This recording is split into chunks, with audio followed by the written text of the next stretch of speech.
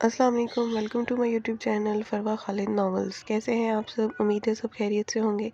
میں حاضر ہوئی ہوں ناول دل تنگ تمام جانا از قلم فروا خالد کس نمبر 9 کے ساتھ۔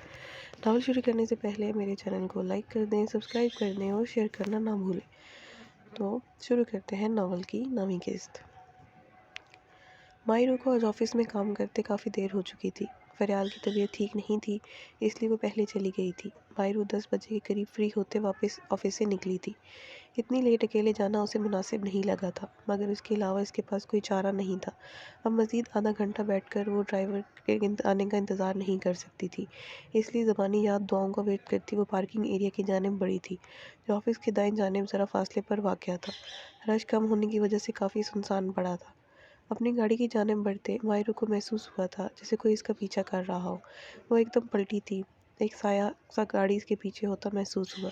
اس نے حیران ہوتے اس جانب دیکھنے کے لیے قدم بڑھائے تھے، مگر پھر اسے اپنا وہم سمجھتی واپس پلٹ گئی تھی۔ گاڑی کا دروازہ ان لاک کرتے اسے شیشے پر کوئی شخص اپنے پیچھے کھڑا دکھائی دیا تھا۔ مائرو جھٹکے سے پلٹی تھی جب اپنے پیچھے اسی دن والے نقاب پوش کڈنیپر کو دیکھ مائرو کے منہ سے بے اختیار چیخ برآمد ہوئی تھی، جسے زیادہ اونچا ہونے سے پہلے ہی اس نقاب پوش نے مائرو کے منہ پر ہاتھ جماتے وہیں ختم کر دی تھی۔ اس دن تو بچ نکلی تھی، مگر آج نہیں چھوڑوں گا تمہیں۔ تمہاری اس خوبصورتی اور حسین سراپے نے اس کسی بری طرح مجھے بے قرار اور بے چین کیا رکھا ہے، وہی بتانے آیا ہوں آج۔ وہ مائرو کو اپنے ساتھ کھینچتا گاڑیوں کے پیچھے سے ہوتا پچھلے حصے کی جانب بڑھ گیا تھا۔ اس نے ایک ہاتھ سے مائرو کا منہ دبوچ رکھا تھا، جبکہ دوسرے ہاتھ سے پسٹل اس کے کندھے پہ گھما رکھی تھی۔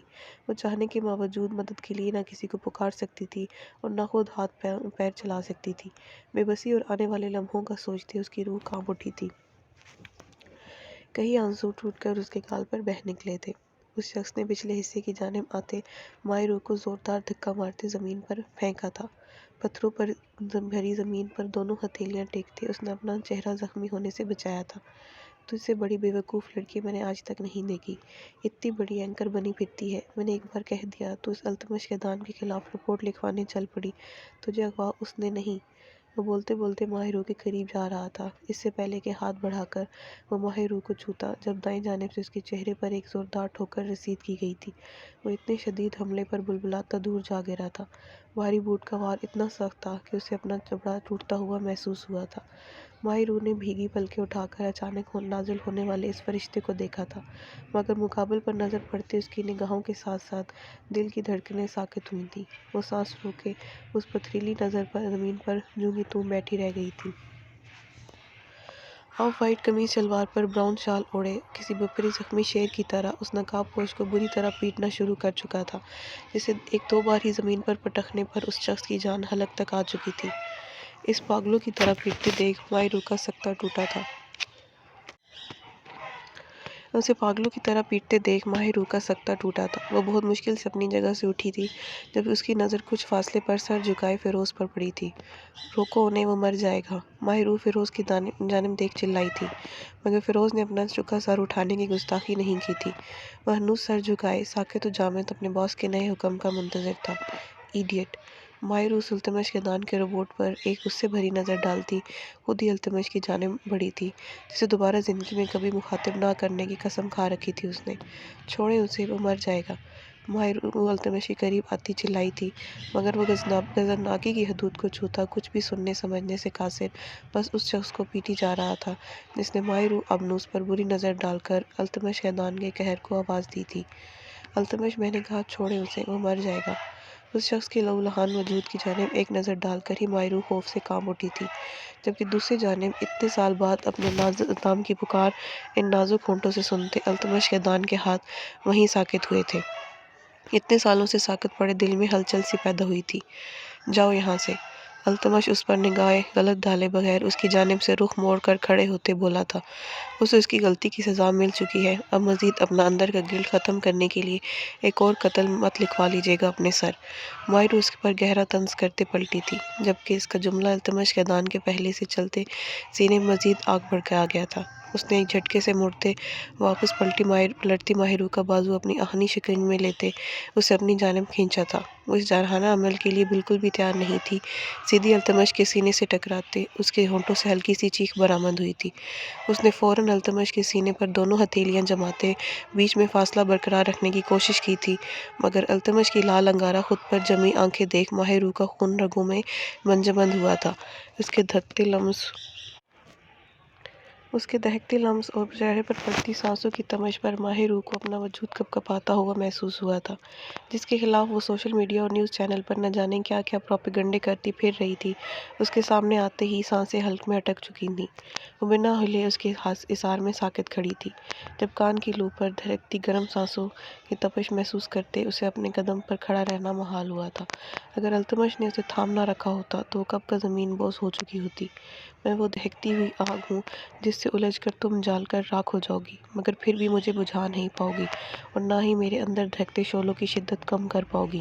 اس لیے تمہارے لیے یہی بہتر ہے میری دنیا میں گھسنے کی کوشش نہ کرو، ورنہ تمہارا انجام بہت عبرتناک بنا دوں گا میں۔ اس کے کان میں صفاقیت بھرے لہجے میں سرگوشی کرتا وہ ماہرو کے کب سے رکے آنسوؤں کو باہر کا راستہ دکھا گیا تھا۔ ماہرو نے ایک اذیت بھری نگاہ اس بے رحم انسان پر ڈالتے اسے خود سے دور دھکیلنا چاہا تھا، مگر التمش کی مضبوط گرفت نے اسے ذرا سا ہلنے بھی نہیں دیا تھا۔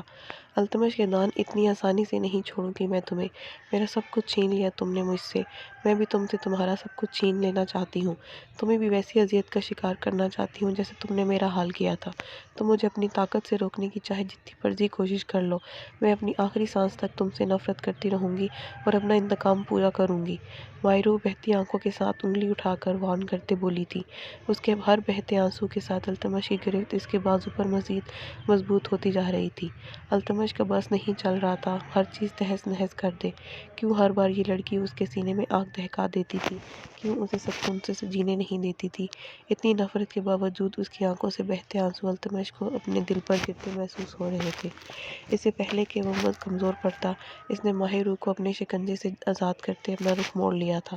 جاؤ، جو کرنا چاہتی ہو میرے خلاف کرو، مگر ایک میری بات یاد رکھنا، التمش یادان ایک ایسی چٹان ہے جسے تم چاہ کر بھی نہیں توڑ پاؤ گی، اور مجھے لگا تم اس چٹان سے ٹکراتی ہار رہی ہو تو پھر جواباً میرا وار سہنے کے لیے تیار ہو جانا، جس سے بچنا تمہاری نازک جان کے لیے ناممکن ہوگا۔ اس لیے ابھی بھی وقت ہے، سنبھل جاؤ اور پیچھے ہٹ جاؤ، ورنہ مجھے ہرانے میں ناکامی پر جو سزا میں تمہیں دوں گا وہ تمہیں شاید پسند نہ آئے۔ التمش کی بات میں چھپا معنی خیز مفہوم وہ اچھی طرح سمجھ گئی تھی۔ اتنی سنگین سچویشن کے باوجود ماہرو کا چہرہ سرخ ہوا تھا اور کانوں کی لوہیں دہک اٹھی تھیں۔ وہ انہی قدموں پر واپس کی جانب مڑی تھی جہاں کھڑا فیروز پہلے سے ہی باہر جا چکا تھا۔ ماہرو ایک نظر بھی مڑ کر گاڑی کے قریب پہنچی تھی۔ گاڑی سٹارٹ کر کے روڈ پر لاتے اس نے بیک مرر پر نظر ڈالی تھی، جہاں اس کے پیچھے التمش یادان کے سیکورٹی گارڈز کی 2 گاڑیاں کچھ فاصلے پر اس کے پیچھے آ رہی تھیں۔ دوگلا انسان مجھے کمزور سمجھتا ہے، مگر اب میں اسے بتا کر رہوں گی، ماہرو آبنوس کا دل توڑ کر تم نے کتنی بڑی غلطی کی ہے۔ زندگی میں کبھی سکون نصیب نہیں ہونے دوں گی میں تمہیں۔ ماہرو کے آنسو ایک بار پھر بہہ نکلے تھے۔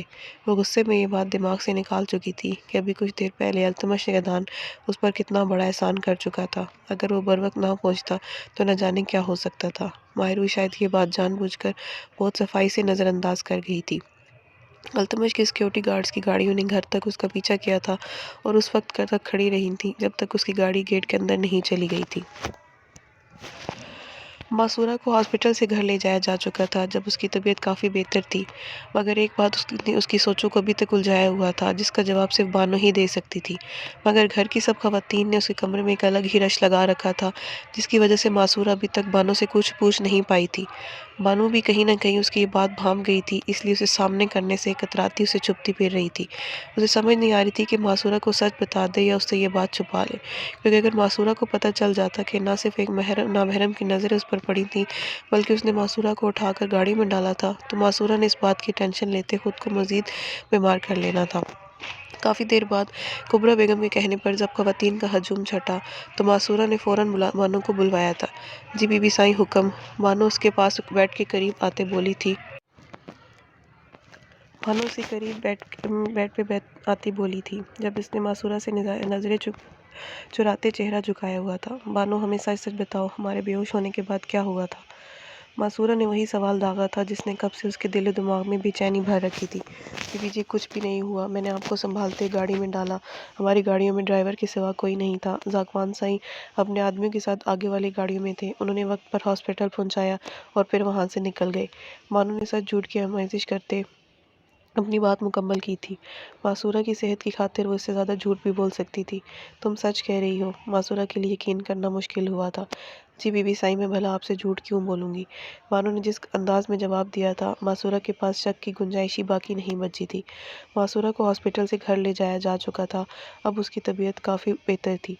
مگر ایک بات نے سب اس کی سوچوں کو ابھی تک الجھایا ہوا تھا، جس کا جواب صرف بانو ہی دے سکتی تھی۔ ٹھیک ہے، تم جاؤ، اب ہم آرام کرنا چاہتے ہیں۔ معصورہ کو کچھ خاص تسلی نہیں ہو پائی تھی، مگر بانو کی باتوں پر یقین کرنے کے علاوہ بھی اس کے پاس کوئی چارہ نہیں تھا۔ ذاکوان ربانی کو نہ جانے کیوں تقدیر بار بار اس کے سامنے لا رہی تھی۔ جب اس کی زندگی میں کوئی مرد لکھا ہی نہیں گیا تھا، اس کے دل کی سرزمین نے ایسے ہی بنجر اور ویران رہنا تھا، تو پھر یہ سب ہونا کس بات کی جانب اشارہ تھا؟ معصورہ سمجھنے سے قاصر تھی، مگر وہ نادان اب تک یہ نہیں سمجھ پائی تھی کہ اس کی تقدیر لکھنا اس کے باپ اور بھائی کے ہاتھ میں بالکل نہیں تھا۔ میرا رب جو کاتب تقدیر لکھنے والا تھا، اس نے اپنے بندوں کو ان کی تقدیر میں ان کی سوچ سے بھی بڑھ کر نواز رکھا تھا۔ معصورہ کے ساتھ آگے قسمت کیسا کھیل کھیلنے والی تھی، کوئی نہیں جانتا تھا۔ ماہر روح گہری نیند میں تھی جب مسلسل بجتے فون پر آنکھیں کھولتی ہوئے غصے سے بڑبڑائی تھی۔ ہمیشہ ہر کوئی اس کی نیند کا دشمن ہی بنا رہتا تھا۔ اسکرین پر فریال کا نمبر جگمگاتا دیکھ ماہر روح کا دل چاہا تھا اپنی نیند کی سب سے بڑی دشمن کا اپنے ہاتھوں گلا دبا دے۔ ماہی، بریکنگ نیوز دیکھی تم نے؟ فریال نے چھوٹتے ہی بولی تھی۔ فریال کی بچی، تم یہ بات بعد میں بھی پوچھ سکتی تھی مجھ سے، اچھی بھلی نیند کا ستیہ ناش کر دیا تم نے۔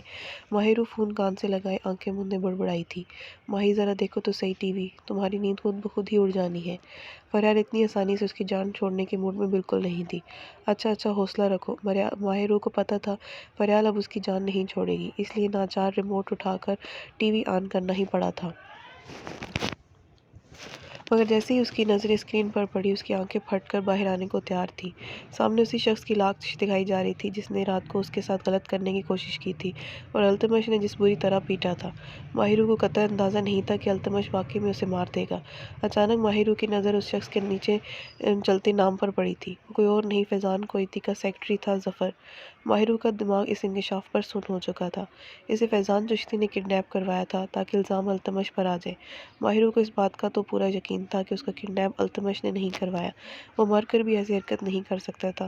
تو پھر اس کا مطلب فیضان چشتی نے التمش پر الزام ڈلوانے کے لیے گھٹیا حرکت کی تھی۔ ٹی وی اسکرین پر بار بار اسی شخص کی لاش دکھائی دے رہی تھی جسے فیضان چشتی کے ڈیرے کے سامنے درخت کے ساتھ لٹکایا گیا تھا، جسے دیکھ کر ایسا لگ رہا تھا کہ اس نے خودکشی کی ہو۔ مگر جس بری طرح التمش نے اسے پیٹا تھا، اس تشدد کے نشان اس بات کی نفی کر رہے تھے۔ ماہر کو زیادہ غصہ التمش کے دان پر آیا تھا۔ اسے ضرورت کیا تھی یہ سب تماشا لگانے کی؟ فریال تو کب کا فون بند کر چکی تھی۔ ماہر نے موبائل اٹھا کر التمش کا نمبر ڈائل کیا تھا، اس پر دھیان دیے کہ اس وقت صبح کے 3 بج رہے ہیں۔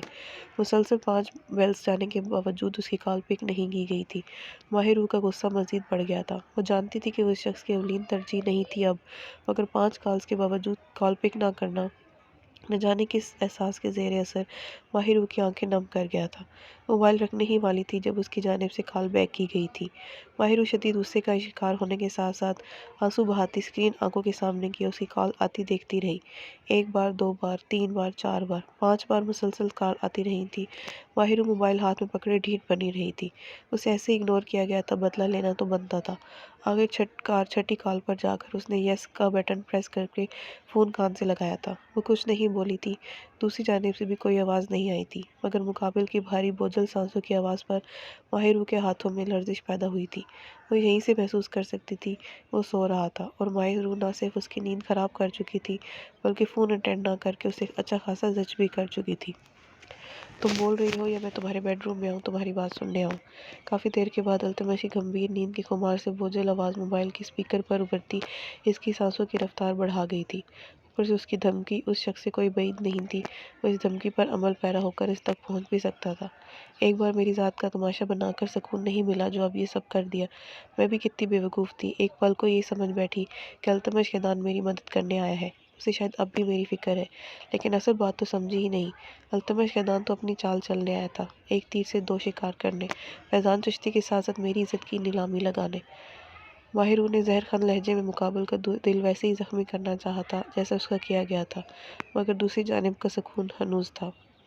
مجھے ذرا برابر پرواہ نہیں تم میرے بارے میں کیا سوچتی ہو کیا نہیں، میں نے وہی کیا جو مجھے ٹھیک لگا۔ تم شاید ایک بات بھول رہی ہو، ہم دشمن ہیں۔ تم نے بھلا یہ کیسے سوچ لیا کہ التمش یدان تمہیں فیور کرے گا یا اپنی ریپوٹیشن خطرے میں ڈال کر تمہیں بچانے آئے گا؟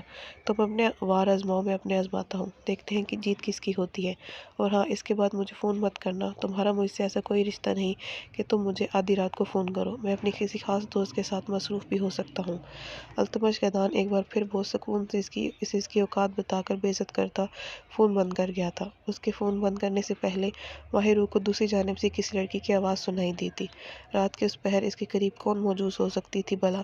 یہ خیال ماہروں کی دھڑکنیں سلب کر لینے کے لیے کافی تھا۔ اس کی آنکھیں دھندلا گئی تھیں جب ضبط کی بہت کوششوں کے باوجود وہ اختیار نہ رکھ پاتے چہرہ دونوں ہاتھوں میں چھپائے پھوٹ پھوٹ کر رو دی تھی۔ التمش کیدان کی ہر خطا شاید معاف ہو جاتی، مگر یہ بے وفائی بالکل نہیں۔ ناول جاری ہے۔